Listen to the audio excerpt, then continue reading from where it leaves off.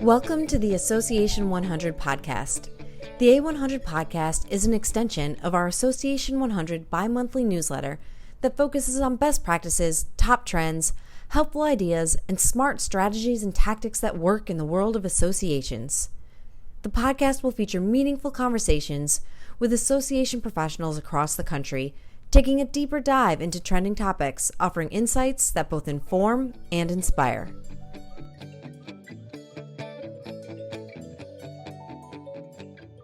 Welcome to our first episode of the Association 100 podcast. I'm Colleen Gallagher, and I'm joined by Meghan and Henning. We are the publishers of the Association 100 and also the founders of Onward and Upward marketing and communications firm based here in Alexandria, Virginia. Today's episode will be all about getting to know us. So, Meghan, why don't you kick us off with some work background, and we'll get to the interesting stuff after that. I have been in DC for a long time. I started out in technology at a telecommunications firm and went to MCI and then eventually went to an internet company because that's how old I am. The internet was coming out when I was working. And then I went to the Consumer Technology Association, and talk about a fun job. I was there for a little over six years, and then headed to the Global Business Travel Association, which was also a super fun association. And then we started Onward and Upward.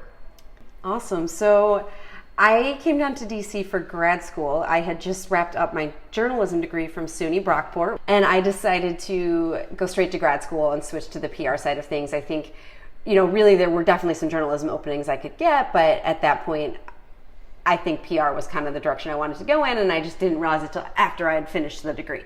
So I went to American University, got my degree in public communication. It was a one-year program, which was great, and then that is where we connected at Consumer Technology Association, and from there I feel like we just have not been able to stop working together.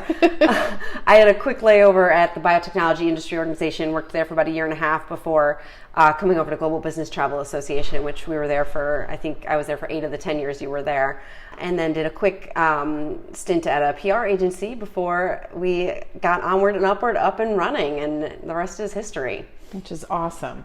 So what's the best piece of advice you were ever given? Okay, so this is super hokey, but it really has served me well.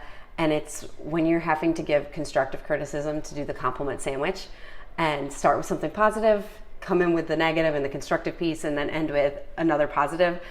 And I think I seriously learned that when I was like 10 years old from my mom about like telling someone something I was nervous to tell them. But it still works, and it's such a good way to deliver a difficult message without ruffling any feathers, and with actually being effective and causing that person to listen and accept that feedback. That is great advice. I'm going to have to start paying attention for when you give me a compliment sandwich. Oh no, the secret's out. All right, well, we'll stick with some of the interesting stuff here. So tell me, who's someone you admire? Well, this might sound hokey, but I'm going to say that I admire my mother. My mother worked pretty much. She was home for a while, and then she went back to work, and she had a pretty big job, and we got to see it. She used to bring us to different things. She would get up and give speaking engagements and stuff like that, which is, as you know, is something I do not like doing. It's not your favorite thing? Not my favorite thing. That's I all like right. to be, the woman behind the woman, not the woman. But I admire her because she used to say too that, that public speaking made her a little nervous, but she just went ahead and did it. And she would bring us along, and we would get to see her sort of face her fear.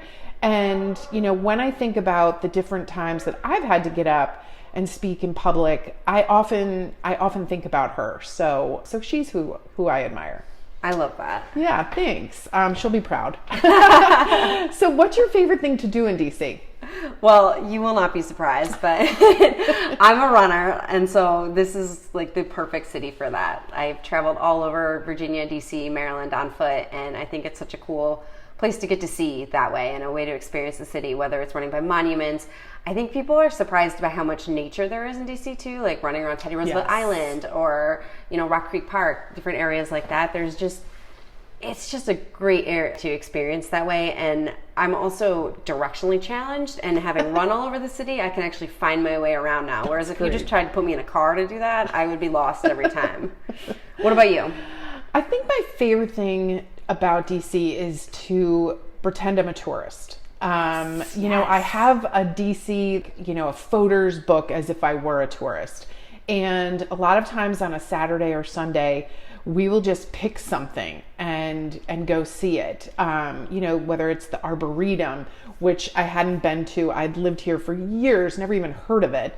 And I went up there, and I also love on a Saturday morning to get up very early, that's not the part I love. But I love to get up on a Saturday morning and head down to the mall and walk the whole length of the mall, because I think it's beautiful. I think there's tons of people out, there's dogs, people with baby strollers, and I just sort of like that. It feels like a camaraderie, and it doesn't then feel like a big city. It sort of just feels like a town, and I like that a lot. Well, and I love that, like, experience like a tourist, and you have a 10-year-old, so I think, like, it must be awesome to experience it through her eyes and what she's seeing. And, you know, I mean, things that you take for granted when you're, you know, at the Lincoln Memorial. I don't know how many times you might have read all of the words, but when you do have a 10-year-old who is learning about Abraham Lincoln, you're going to read them a whole lot more and find so much more interesting aspects of DC that I might have just glossed over. So she does a good job of pointing that out. And that'll soon be on your radar as well. Yes. So we'll get there soon. I've got a 1-year-old, so she's on her way. All right. Well, this is the A100 podcast, so we should probably talk a little bit about associations and PR while we're here. So we both have a ton of association experience, obviously, but tell me about a project you loved while working for an association. Oh, it's hard to narrow it down, but one of the biggest projects that I think I've ever worked on, it was an all-encompassing bus tour when I worked at the Consumer Technology Association, and we were dealing with trade and, you know, talking about what is manufactured in the United States and stuff like that. And the thing that was so great about it was within the Consumer Technology Association, I got to work with the government affairs team, the membership team, but then literally pretty much all of our members, they wanted to be a part of it. And we put together a physical bus that started, you know, we opened up in New York, and we went to one of our member companies' manufacturing sites, which was super cool. We went into New York City and had it kick off with Mayor Bloomberg, who was the mayor of New York at the time, which was great. And then we literally went down the East Coast. We went to all the ports, even on the West Coast, and it was just such a cool example of an association coming together, bringing its members together, talking about the issues that really impacted them, and coming up with a solution and then putting it into play. And it was just an amazing experience, and one that I don't think I would ever forget. Yeah. When you have your members like chomping at the bit for something like that to be involved, and then truly like shining and getting to showcase like what they do, that's when you know you've done it. Like and they loved it. Right note. Yeah. Yes, they really, I mean, you start off thinking, oh, will anybody be interested in this? And then it gets to a point where you have this spreadsheet, and there are so many names and so many time slots that they just got filled up. It was just such a great experience. Yeah. How about you? What's a project that you loved? So I'm going to cheat, and I'm going to go with 2. I can't narrow it down. I just can't. So we both worked on the Navigator Awards at GBTA. Oh, yes. And that was one of my favorites because, one, it came together so quickly. Yes. We had proposed this and had to wait to get board approval. So once we got the go-ahead, it was, I think, 10 days out from our legislative summit. Yes. And we were able to put together this awards program where we picked 10 congressional champions that were different members on both sides of the aisle who supported travel and business travel in particular. We came up with a way to work with all of their comm staffs. So we had to, get contact info, navigate their comm staffs. We were able to get press lists in all of those cities so we could get press out there. Yes, we had a national press. Awesome. We rolled out a major initiative at the same time. We called it our Rules of the Road. It was just all of these different moving pieces came together so quickly. And then it was a huge success. And like you said, you didn't know if you were going to get any response. Right. The members of Congress were thrilled to get awards. So we heard from them right away. And we got, real awards we handed over to them. We got pictures with our leaders, with these different members, got to go to their offices on the Hill, which helped build those relationships. We built relationships with their comms teams. it was a really cool project. And I think I just always loved advocacy comms too. So that holds a special place in my heart for that one. But my all-time favorite was the GBTA studio and the work around that. And it started small with just a studio that I begged for at our convention. Yes. And taught yourself how to use. Yeah, I mean, we built it by the end. We had a massive studio that became like one of the centerpieces of the convention. We filmed 130 interviews over 4 days there. I built a studio when our office moved and learned how to use all the equipment. It was fully capable of everything from member interviews when they were in town to doing a full satellite media tour. And then we could bring it on the road. And that was just so much fun. We brought it to all of our events globally. So we went to Canada, went to Europe, went to Mexico. I even did the live switching for interviews in Spanish, which I'm really glad my 11 years of Spanish lessons. Good thing Catholic school started me early in kindergarten there. So it came back to me. But the studio is by far one of my favorite things to work on. And it really, I think one of the coolest things was when down the road, when we would start Googling the CEOs that we would be interviewing, the things that would pop up first on when you Google their name was interviews at our studio from previous years. And which was just amazing. That content had become, so important, and it was really cool to see how that came together and to get to work on that over the years. And I feel like one of the great things about that was putting together the questions, because you learned so much about that member company that to this day, I feel like when I hear these different member company names, I'm like, oh, I remember researching them so that we could ask them these questions. And I think also that was worth doing was they weren't softball questions. Right. I mean, it wasn't an ad. For them, it was some tough questions, some trend questions, but it was an interesting interview. It wasn't just a commercial. Yeah, and that made a big difference. Yeah. Because we weren't just saying, hey, what do you want to promote? We were saying, you've got to come here and talk about the industry and what's going on and what's next and what people need to know. Yes. And that you had to produce worthwhile content, or you're just producing content for content's sake. Right.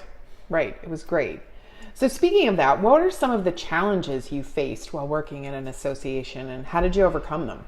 I think having been at 3 associations, I think a lot of association, especially comms professionals, can relate to this, but you're navigating a lot of stakeholders all the time. Oh, yes. Within the staff itself, you're trying to help, the events team, the membership teams, the advocacy team, everyone get their message out, and you've got to balance that.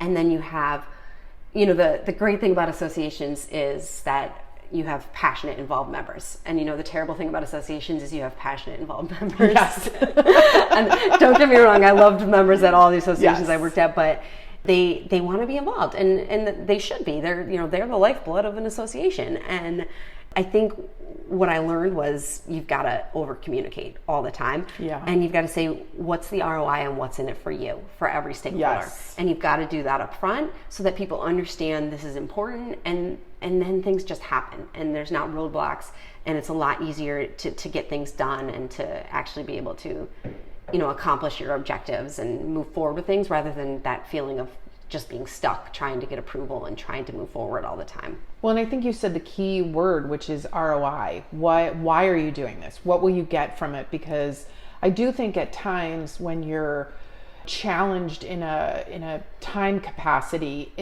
you could start throwing things at the wall to figure out what are you doing, because you think you need to react, and it is always better to just take the moment. What are we doing? Why is this going to benefit the association? How will this benefit the members? So I think you really hit that on the head. Yeah. Well, so let's take that a little further. Tell me, what do you think was something unique that you got out of working at an association versus a corporation or an agency? Again, I probably would build off of what you said. I think it's a balancing act to try. You are taking so many people's interests and having to balance it. I think working in an association makes you an excellent listener. Mm-hmm. You are going to listen to the executive team. You're going to listen to the people doing some of the groundwork. You're going to listen to the members. You have to sometimes then incorporate what is happening in Congress if you're dealing with the advocacy and the whole industry. So I think it makes you a good listener. And I think that what is unique in that respect is, again, the balancing. How do you get to communicate what you need to communicate to all of these people and bring them together. Yeah. I do think like you end up with stronger diplomacy skills. You end up with great listening skills. You end up with the balancing act of how can you do all of this together and still achieve an outcome that's both good for your association and members that might even have competing interests, which is also challenging. So I think those are the main unique things that I would say. How about you? Yeah, I think that's pretty accurate. I think the other thing for me, and being in the communication seat again, is that with associations, you get a leeway to do a lot of things. Yes. And it's almost like I used to when I first worked at CEA then, I would try to explain, because back home no one knew what an association was, even though there's a million here. But it was like I got to be my own mini PR firm for every issue. And also something I don't think in bigger companies you necessarily get. And we were at big associations. I mean, GBTA was obviously a very small staff. It was the two of us for a lot of time till we finally got to bring some help on. But at CTA, we had a comms team of 13, 15 people. So it was a good sized staff, but still they let me try things. Even in my early 20s, as I would come up with ideas. I wanted to interview the CEO for an internal comms project every week and have him on camera talking to people, and that wasn't something they'd done. But it was like, hey, let's try it. Yes. GBTA, they just kind of let me run and try all new things. Like I said, the studio. We launched they didn't have a blog there. We launched that. We launched a podcast. Just that ability to say, hey, this is something we need to be doing, and to be allowed to go try that and do that. Yes. I think is something, in associations that you get, because there is that like scrappy, you got to just do stuff. Yes. You have limited resources, and so you got to get work done. And if someone puts forth a plan and is willing to do the work, usually they're going to let them. So that was something I found really unique about working in an association. That being able to be creative is such a great, is a great thing about working with in an association. Yeah. So now we're on the other side of the table. Yes. Looking at an agency. Tell me what made you want to do this? Like, why? I mean, we obviously talked about it for a long time, but yes. So you and I have talked about it for a long time, and as I've said this to you many times, you are my professional soulmate because we get along in so many ways. But I think that you and I have sat in so many meetings with PR consultants who are just, they're great. They're filled with tons of expertise, and they would give us a whole laundry list of fantastic ideas. You and I would be so excited. And then they would leave the meeting, and we would realize we did not have another 8 hours in the day to do all of those things. And we used to think, why isn't anyone doing it? Like, they come up with the idea, but we needed them to do it. So again, during a pandemic, it's an awesome time to start your own business. I mean, why not? You have nothing to lose, right? So when we, I think we sat outside on my back porch and said, well, what if we did the work? What if we did it? Because we actually like doing the work. Right. We just needed more time. So we thought that was going to differentiate us. We would do the work. It's our tagline. It's on stuff. And I think that's what sets us apart from other agencies. And I think that like wanting to be an extension of someone's team, I think really has resonated for us, because we do know associations. We know that somebody maybe there's one person in their communications department and they've been tasked with, hey, why don't you set up a podcast? Why don't you set up a blog? We'd like you to redo the website. We also want you to send out these press releases, and we would like you to figure out pitches for all of this stuff. And that person is going to be excited to do all of that, but there's just not enough time. It was always about the team members. I mean, I remember even when we first added our comms manager at GBTA, and what a world of difference. Oh my gosh. And she was able to do many things, but then you find more things to do. Yes. So you just always need there's always more to do. Extra, boots on the ground, and I feel like that's what we can offer for people. And I and agree. Knowing associations and how they work, that really gives us a leg up on that front. I definitely think so. So, what are you most excited about in terms of the A100? So I think what I love about associations is there truly is an association for everything. Yes. I live here in Old Town. We work in Old Town, and you walk down Washington Street, Prince Street, you name it, and it's like, wait, that's an association? Yes. Like, are you kidding me? But I love it. And they all do incredibly unique things.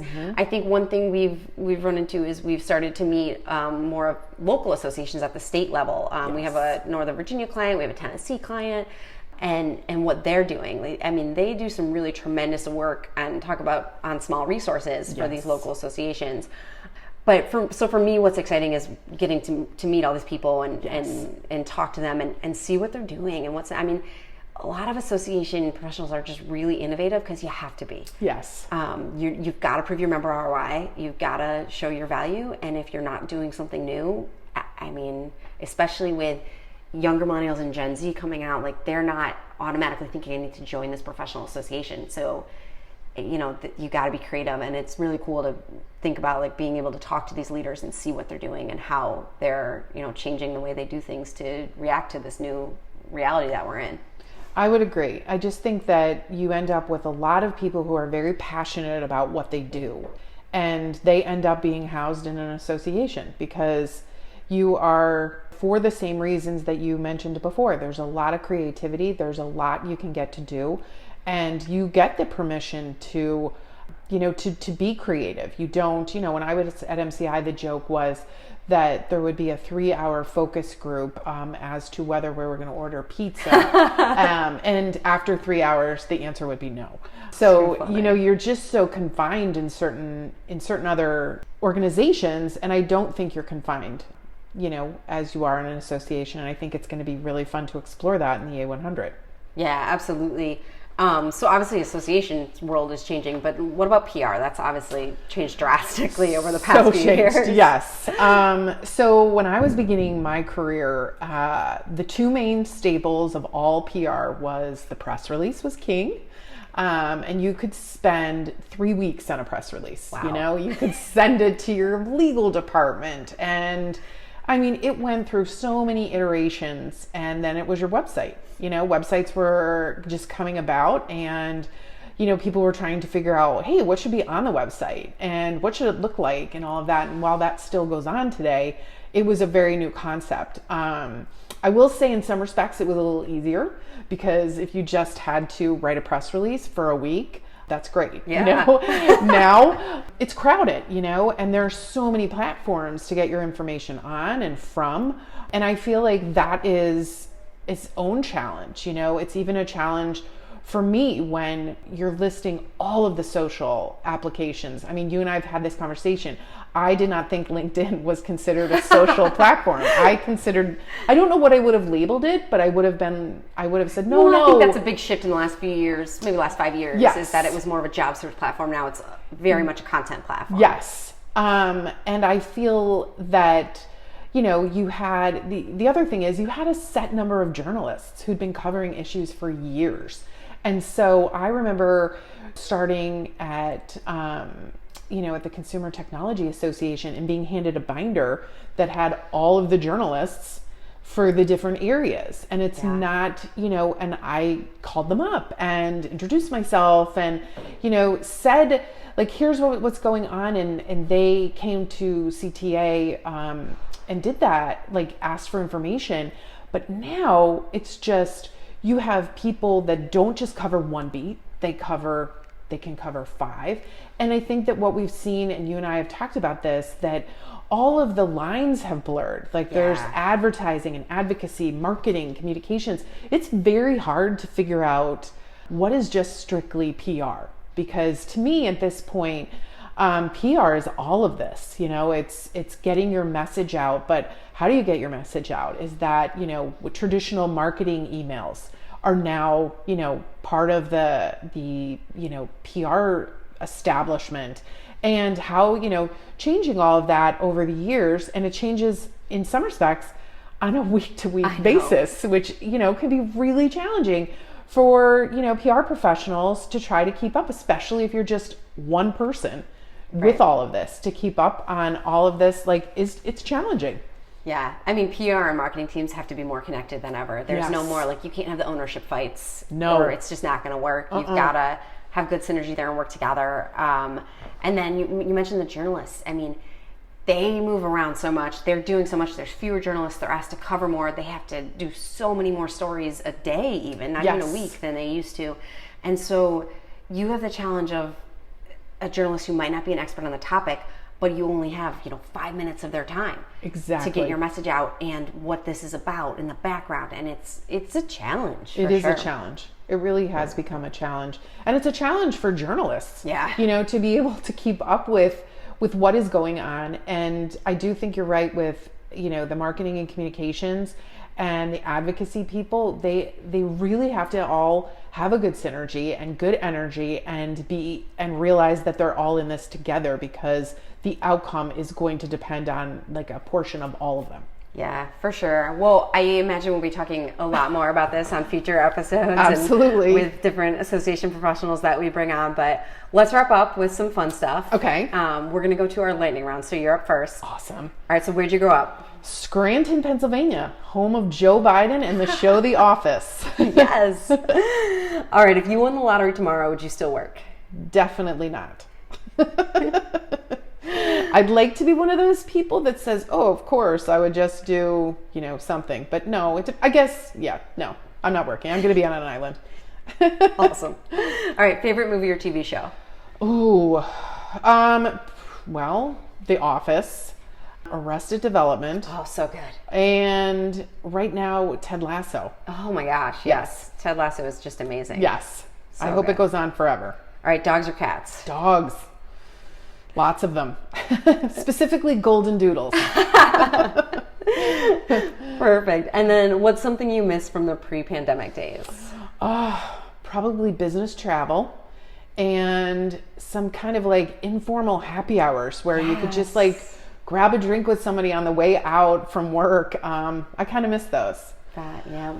All right. So how about you? Where did you grow up? I grew up just outside of Syracuse, New York, in a suburb called Fayetteville, Manlius. Nice. And I know you're a huge Syracuse fan. Oh, yes. If you won the lottery tomorrow, would you still work? I would not. I think most people would be surprised. I would be surprised. I thought for sure you'd say yes. But no, like I am always amazed by people that are like, well, I'd be bored. Because I have so many things I would do. Yes. One, I would run all the time. but also, like, I just want to go everywhere. Like, there's so many places still on my list to travel to. I would just explore all the time. And living in DC, there's a million places I would want to go back to again and again. So, absolutely. So I know that doesn't seem like me, but I would not work. I'm excited to now think that that I know something different. Like I was totally not going to say, I was going to say, you were going to say, no, I was definitely going to keep working. All right. Your favorite movie or TV show? So I'm with you with Ted Lasso right now. That's definitely the best thing on TV. Yes. Hands down. So happy. All time, I think what I keep coming back to is 30 Rock. It's just my comfort food TV. Like I can watch that when I'm in a bad mood, when I'm in a good mood, anytime. And it just makes me laugh and smile. And I've seen it so many times. I can't even count. I can like say it word for word as they're going, but that's probably my all-time favorite. It's a good one. Dogs or cats? Dogs all the way. I got my little Otto. He's a mini dachshund that looks like a beagle. It's hilarious. He's so cute. So what's something you miss from the pre-pandemic days? So even though I have been starting to travel again, but like that full-on like being able to travel and not having that worry, especially with a 1-year-old, I feel guilty because like it's like, well, what if I did bring, COVID home and I am vaccinated and boosted, but still, like, there's that worry. Yes. I would like to just travel worry-free again and to not have it be all these considerations and, like, thinking about the testing and what you have to do to get places. So I think that's my biggest thing. Yes, I would agree with that. It would be nice to just travel freely, free of worry. Definitely. All right, well, I feel like this is it. Yes. This is our first podcast for the A100. This was really fun. And I learned something new about you. I didn't think that was going to be possible. After all these years. Awesome. Well, thanks, Meghan, and thanks everyone for tuning in. And that's a wrap on today's episode. Thanks for listening to the Association 100 podcast, brought to you by the A100 publishing team, powered by Onward and Upward Marketing and Communications. You can subscribe to the Association 100 podcast on Spotify, Apple Podcasts, Google Podcasts, and all of your favorite podcast listening apps so you'll never miss out. Or listen via our website at theassociation100.com. Follow us on Twitter at Association100. That's Association100 for all the latest insights and trends impacting the world of associations. Thanks for tuning in.